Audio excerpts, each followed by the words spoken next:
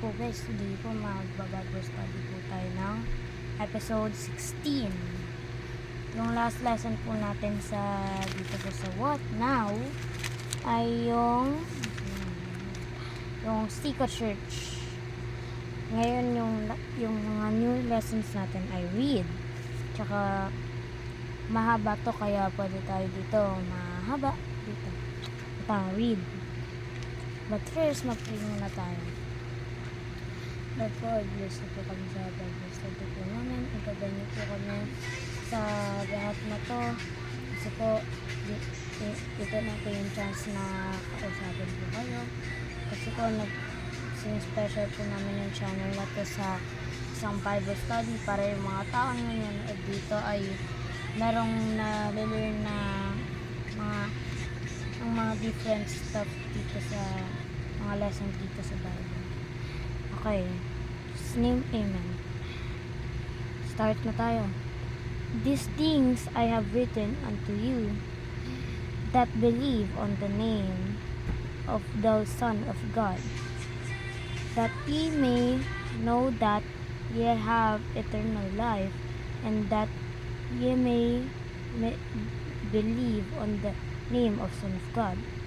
That is part of 1 John 5 verse 13, page 1225. Dito naman sa next lesson, sa read. Thou shalt love the Lord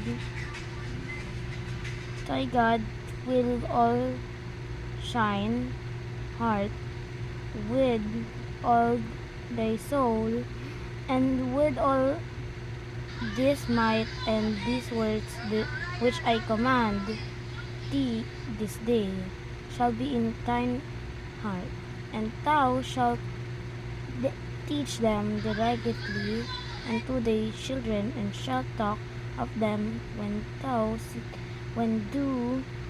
sittest in thine, when your risest up. Okay. Lesson po nun ay Deuteronomy 6 verse 5 to 7. This book of the law shall not depart out of his mouth, but thou shalt meditate therein day and night, and thou mayest observe to do according to all the written therein, for there thou shalt make thy way prosperous, and then thou shalt have good success. Joshua 1 verse 8, which is ibig sabihin nun, kaya po may read Joshua 1 verse 8, page 242, which is po yung kanta na Read the Bible Day and Night.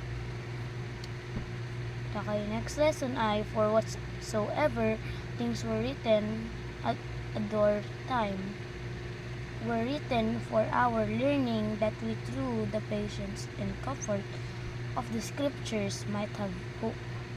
That's Romans 15 verse 4, page 1141. Study to shew himself approved unto God, a workman that needed not to be ashamed, rightly dividing the word of truth. 2 Timothy 2 verse 15, page 1196. Ito na. Last lesson po natin ay all scriptures is given by inspiration of God, and is profitable for doctrine, for reproof, for correction, for instruction in righteousness, that man of God may be perfect, truly, thoroughly furnished unto all good work. 2 Timothy 3 verse 16 or 17, page 1197.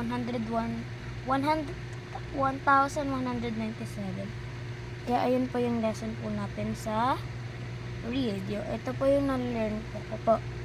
Yung ano po, yung read or read the Bible palagi po kasi nyo yun wini-read kasi po ayun yung mga stories na learn po natin ng long time ago. Tulad si David, si Moises, tsaka yung mga ibang tao na galing kay God. Ang nandito pa si God, yung Adam and Eve, Noah's Ark, yan, yung mga ganun na yan. Dito po kasi yung mga Bibles, nandoon yung mga lahat ng kailangan natin. Si God, nandito lahat ng mga stories. Lahat ng mga stories na nandito ay totoo. Kaya po namin to binabasa para po yung mga iba sa inyo pag meron po kayong Bible, pwede po kayo makabasa sa akin lang po para tayo lang po magbabasa kasi po yung mga last lesson natin ay binigyan ko po yung mga lessons at yung mga verses, tsaka yung susunod po natin ay pray. Ito na yung ginagawa natin palagi pag first na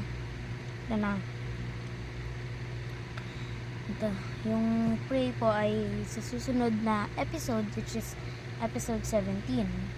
Tsaka po, tapos na po tayo. Sige, bye! Thank you for watching.